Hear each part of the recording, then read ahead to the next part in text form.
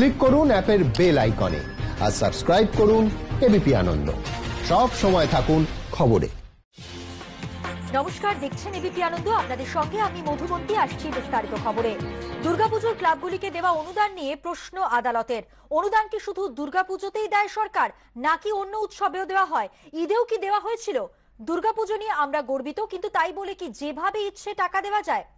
কথা বলবো এ ব্যাপারে। আমাদের সঙ্গে রয়েছে আমাদের প্রতিনিধি সৌভিক মজুমদার। সৌভিক, আজ রাজ্য সরকারের পুজো অনুদান নিয়ে আর কি প্রশ্ন করে আদালত সরকারের উদ্দেশ্যে?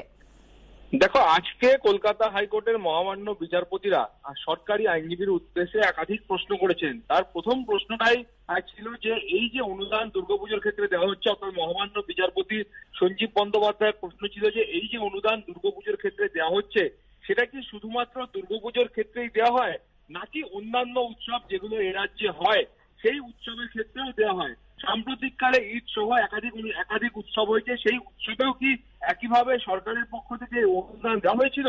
সেই প্রশ্ন কিন্তু মহামান্য বিচারপতি করেছিলেন এবং তার পাশাপাশি তিনি তার পর্যবেক্ষণে বলেছিলেন সেটা যদি না দেওয়া হয়ে থাকে তাহলে সেক্ষেত্রে গণতান্ত্রিক একটা কাঠামোর মধ্যে এই ভেদাভেদ সেটা কিন্তু একেবারে উচিত নয় এবং সেটা করা যায় না।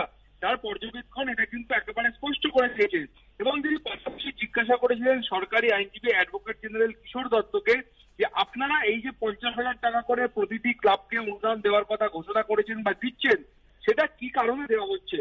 রাজ্যের পক্ষ থেকে বা সরকারের পক্ষ থেকে উত্তরে এটাই বলা হয়েছিল যে মাস্ক এবং স্যানিটাইজার কেনার জন্য ক্লাবগুলোকে এই অনুদান দেওয়া হচ্ছে, কেননা দুর্গাপুজোর যে গাইডলাইন ইতিমধ্যে দেওয়া হয়েছে সেখানে বাধ্যতামূলক করা হয়েছে যে প্রত্যেককে মাস্ক পরে আসতে হবে, হাত স্যানিটাইজ করতে হবে, স্যানিটাইজ করতে হবে, এই ধরনের যে গাইডলাইন দেওয়া হয়েছে। অতএব সেই কারণে ক্লাবগুলোকে 50,000 টাকা করে দেওয়ার যে ঘোষণা সেটা মাননীয় মুখ্যমন্ত্রী করেছেন বা সরকারের তরফ থেকে করা হয়েছে।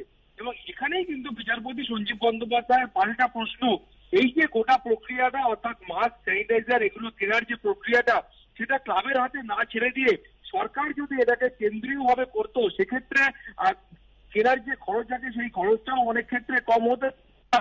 সেন্ট্রালি বা কেন্দ্রীয় ভাবে বিতরণ করলে সেটা গোটা বিষয়টা আরো অনেক সুবিধাজনক হতো। এই মন্তব্য তিনি কিন্তু এর পাশাপাশি করেছেন এবং যেখানে তিনি বলছেন যে এখনো পর্যন্ত এ রাজ্যের স্কুল কলেজ সহ যে শিক্ষা প্রতিষ্ঠানগুলো আছে সেই শিক্ষা প্রতিষ্ঠানগুলো ইতিমধ্যে কিন্তু খোলার কোনো সিদ্ধান্ত এখনো পর্যন্ত হয়নি বা এখনো খোলেনি, এর পরবর্তী ক্ষেত্রে হয়তো খুলবে।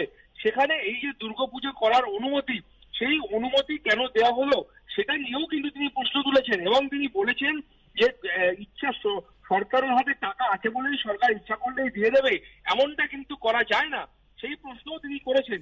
এবং এর পাশাপাশি তিনি যেটা আরো বলেছেন যে এই যে পুজোর সময় পুজো দেখার জন্য দর্শকদের যে ভিড় হবে বা কোথাও বেশি ভিড় হলে সেক্ষেত্রে কি পদক্ষেপ নেওয়া হবে, সুরক্ষা বিধি কারা বলবৎ করবেন, এই গোটা বিষয়টা নিয়ে সরকারি আইনজীবীর কাছে প্রশ্ন করেন এবং সরকারি আইনজীবী সরাসরি বলেন যে গোটা বিষয়টা পর্যবেক্ষিত করার যে কাজ সেই কাজ বা বলবৎ করার যে কাজ সেই কাজ কিন্তু করবে পুলিশ।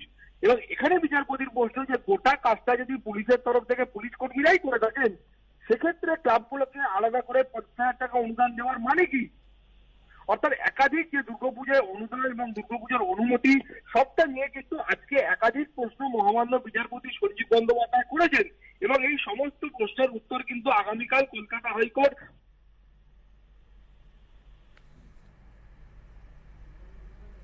যান্ত্রিক কারণে আমাদের সঙ্গে আমাদের প্রতিনিধি সৌভিক মজুমদারের যোগাযোগ বিচ্ছিন্ন হয়ে গেছে। একাধিক প্রশ্ন রাজ্য সরকারের উদ্দেশ্যে আদালতের, আমরা শুনছিলাম তার কাছ থেকে দুর্গাপুজোর ক্লাবগুলিকে দেওয়া অনুদান নিয়ে প্রশ্ন আদালতের।